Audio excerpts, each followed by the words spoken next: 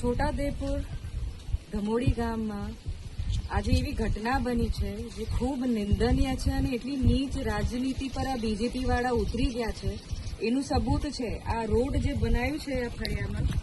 આ જેસીબી વાળા બીજેપીના કાર્યકર્તાઓ હતા જેસીબી લાઈને આખું આ રોડ તોડી નાખ્યું છે અને ત્યાં પણ ખોદી નાખ્યું છે કે બાઇક વાળા ના નીકળી શકે તો આટલી ઓછી અને નીચ રાજનીતિ આ બીજેપી વાળા ચાલુ કરી દીધી છે અને અહીંયા લોકોને પણ ધમકાયું છે આ બહેનોને પણ ધમકાયું છે